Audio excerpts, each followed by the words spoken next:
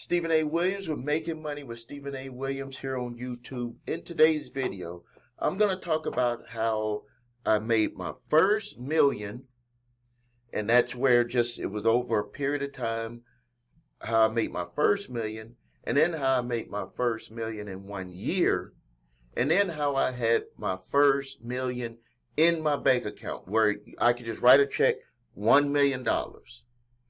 And I'm going to talk about how I felt. I'm going to talk about the ways, something that I realized on how I was able to achieve it. And it's probably, most of you probably won't even expect that the way to make $1 million or the way to make a lot of money, maybe you don't want to make $1 million, but the way to make a lot of money is not the way that a lot of people tell you. And when I reveal this to you, you're going to be like, I've always thought that, but no one really explained it to me that way. So what I need you to do right now is like this video so we can help more people get exposed to this information, to be able to help themselves, to be able to improve their lifestyles. You also improve your lifestyle, to live a better life, to be able to have the things that you want, to be able to do the things that you want to do. No one can tell you what you want. It's what you want. So that's what I want to help you be able to do on this channel. So now, let's get right to it. I made my first, I started my first successful company at the age of 21, my wife and I, and it was an advertising publication. We went around and we helped small business owners advertise their business because the daily papers were too expensive and there was really no vehicle for them to be able to advertise. Back then, the internet did not even exist in 1990. It existed in the military, but it did not exist out, for the general public. And so from starting that business, from the age of 21 to the age of 24, made pretty good money. By the time I was 24 years old, I was making about $100,000 a year with that business. But now from the age of 24 to 28 was when it really started ramping up. And by the time I was 28 years old, from my business, I had made $1 million. Now, I didn't have $1 million in my pocket, but the revenue was $1 million. And so you better bet I felt good about myself. And then by the age of 40, it's still making good money, some years coming close to $1 million. But by the age of 40 was when my business was $1 million and above per year, $1 million and above. And then in my 50s was when I actually got my head all together and was able to accumulate and have money, cash in the bank of $1 million. Now, I did not blow my other money, something that I see a lot of people do, which is what I do when you start to make money, is like you'll start to get stuff, but you'll also make other investments where you don't let your money sit. You just make investments. So we did real estate where we were flipping houses. I bought this building that I'm in right here, which was a old Bank of America building, a bank office. And then I have another commercial building, but I've had other businesses that I invested in. Like, it was always where I was investing money instead of just like letting the money sit and get to $1 million in the bank. I can tell you that on the way up to getting to $1 million in the bank, there was a lot of things that would try to make me pull to do other things to utilize that money. So one of the lessons to be able to accumulate $1 million in the bank is that you're going to have to be very disciplined and not spend money on just crazy things like cars, I don't know, whatever you have in your mind. You have to be disciplined and you have to keep your expenses low and let your money accumulate. Also, this is something that might be counter to what you've heard before. The way that I've been able to accumulate the most amount of money, and this is a lesson that I learned from my associates, my friends, which I'm going to speak about in a minute, is that they had actually taught me when I was in my 30s, when I was, getting myself together, with, like getting out of debt, because when I first started making money, I got myself into more debt. But they were talking about, hey, you got to always put aside a certain amount of money and stack cash. And I was like, okay. I took that and I started doing that. So I always had money that I was able to utilize if any emergencies or anything happened, which I am very grateful that I learned that lesson, because during COVID, I did not have to lay off any workers. I did not, even though I thought the world was gonna end, I had savings to be able to carry over all of my businesses because of the lessons I had learned from them. But the way that I got to having $1 million in the bank was to, number one, I stuck to just doing the businesses that I had, let that revenue come in. And then I also kept my expenses low. Didn't go out there buying stuff. I mean, still enjoyed life, vacations, nice cars, but I kept my vehicles for a long period of time. Like I've talked about this in other videos. I have a 2007 Mercedes I think it's either C550 or CL550 that I've had for years. Like I drive that car back and forth to work, and I have a 2016 Range Rover Autobiography. I still got it, and I bought it in, I think it was I bought it in 2017 when it was only a year older, and we're now getting ready to go into 2025. So what I've done is I've bought nice things and I've taken care of them to where I didn't have any payments or nothing. And once I started seeing that I was able to save a lot of money by not, going out and buying new things, once I got tired of those new things. And also you got to appreciate the stuff that you got. That's another lesson. Appreciate what you got, because when you get new things, you'll appreciate that and not just keep going out and getting other things. So now, kept the expenses low. But now, here is the big secret, though. This is what you've been waiting for.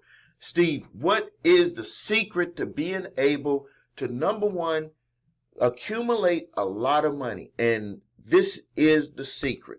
And if you take this, get your pen and paper out, because if you understand this, you will never have a problem making money. And this will even go if you work for someone. Even if you work for someone and you have no ambition to own your own business, because there's a lot of responsibilities with owning your own business, but you want to make a lot of money. I'm about to share with you what I've learned that has really allowed me to make millions upon millions of dollars. And this is crazy, and it's just right there in front of you. And when I say it this way, you're going to probably get a different understanding. So now, imagine this. With all of the things that we buy with money, what are we actually looking to do with money? So why do we want to make more money? The reason why we want to make more money is because we want to be able to experience different things. Either experience buying a nice car, experience buying nice clothes, experience being able to go on luxury vacations, to work less, whatever it is, it's all about the experience. And when I was in Las Vegas a few months back, I ran into Floyd Mayweather Jr., the boxer, and he was inside of Neiman Marcus, very expensive, they have very expensive clothes, shoes, everything. Everything in there is expensive. I mean, there's suits like these that are in there that cost like $5,000.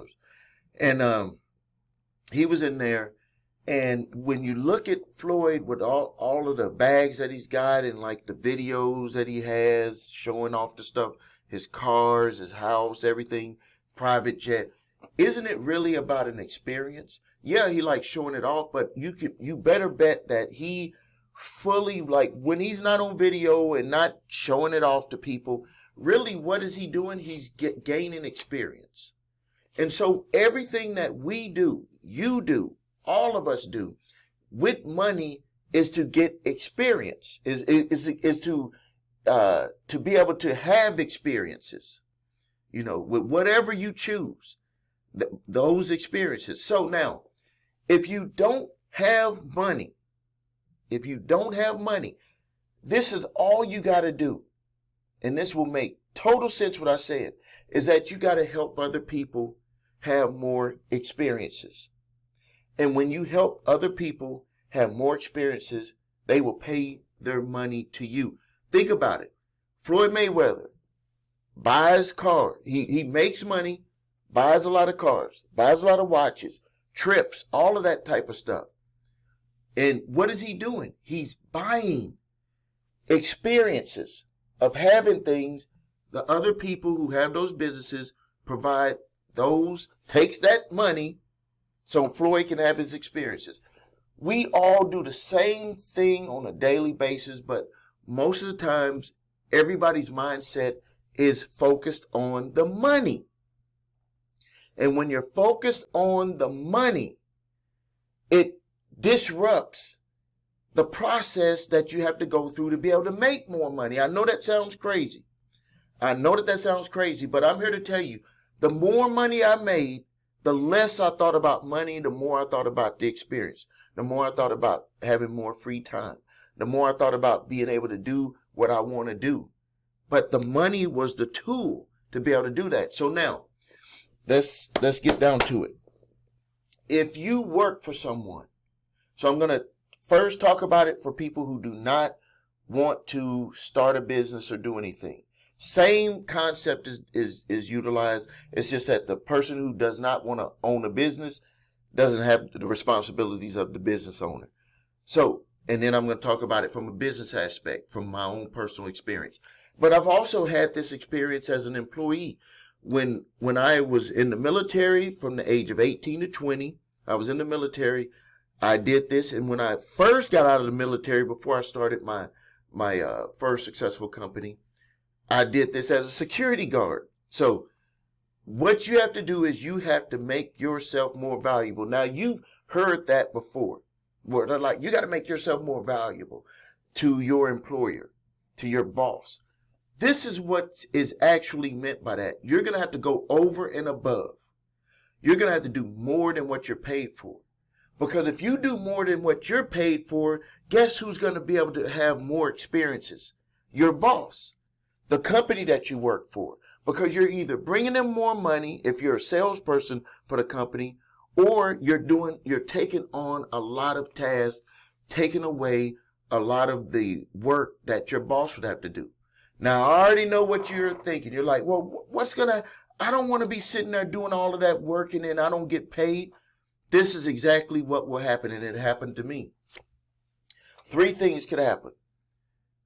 Number 1, your boss, your company will say, we got to pay you more money because we don't want to lose you. They will do it.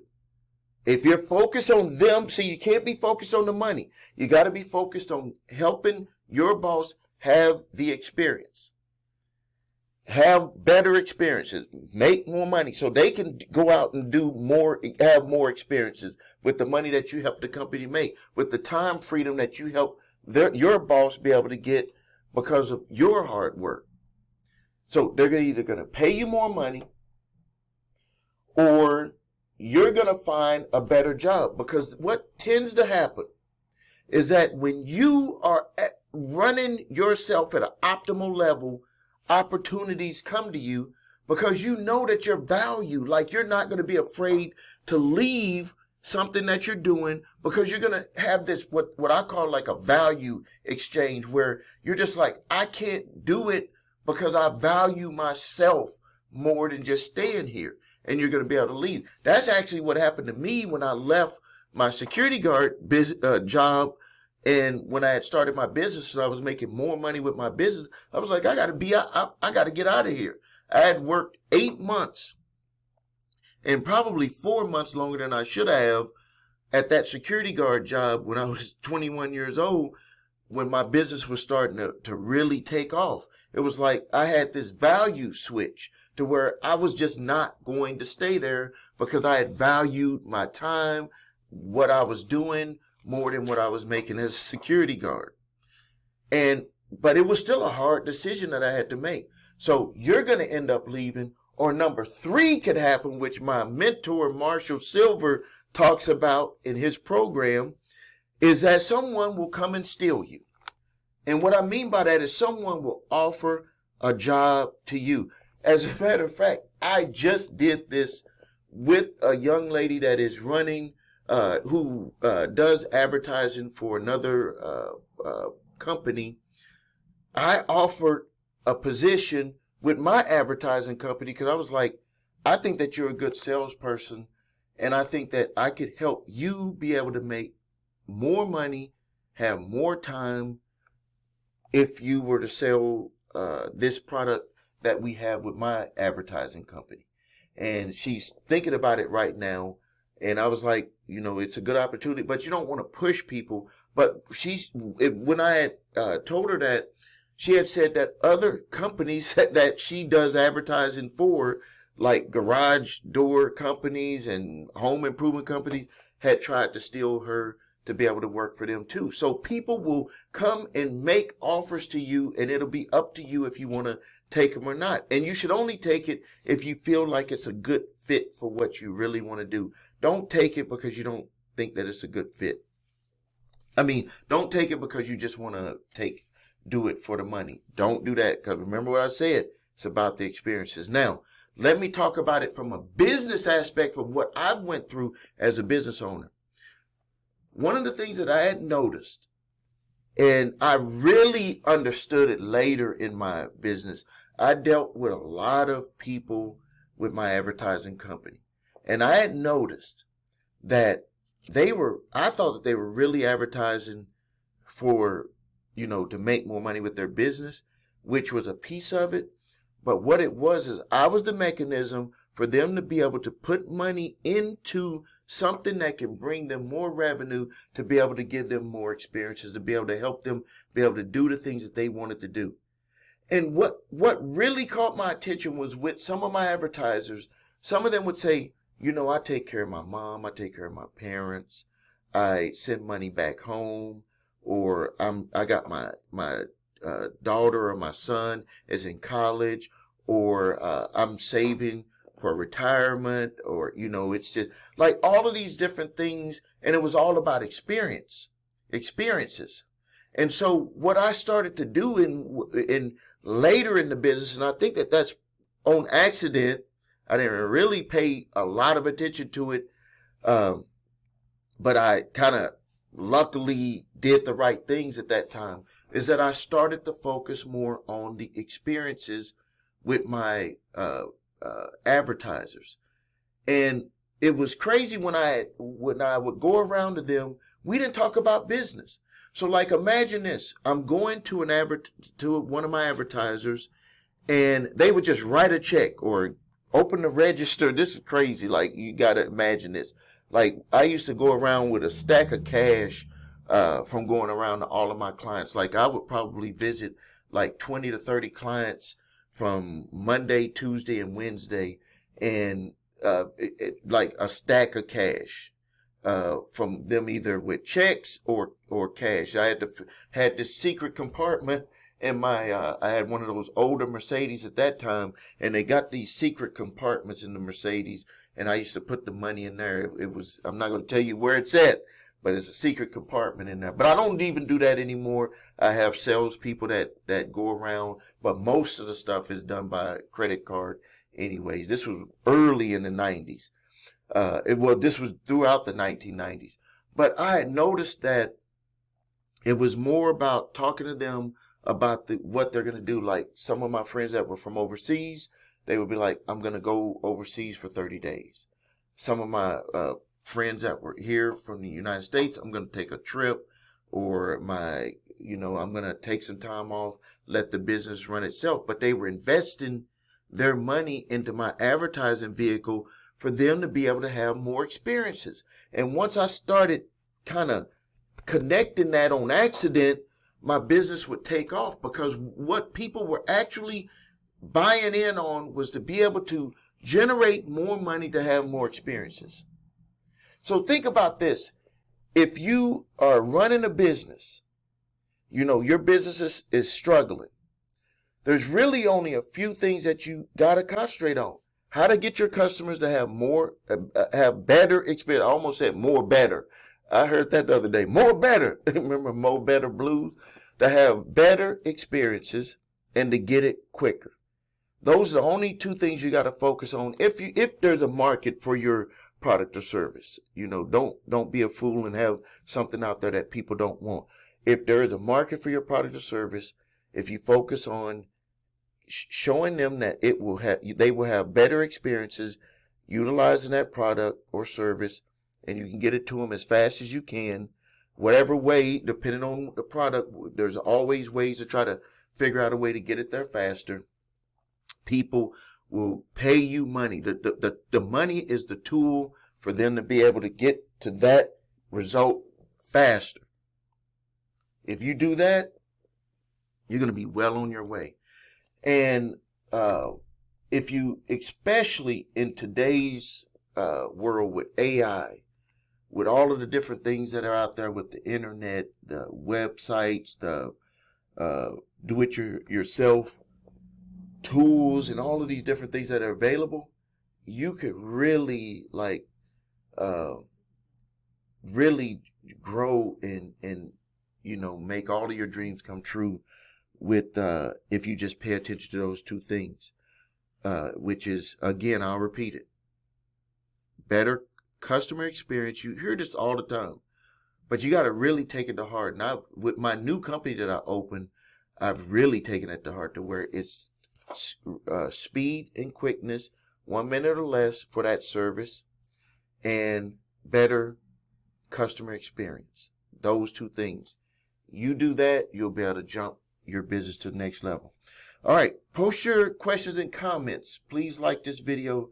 Subscribe to my channel. This is Stephen A. Williams with Making Money with Stephen A. Williams here on YouTube.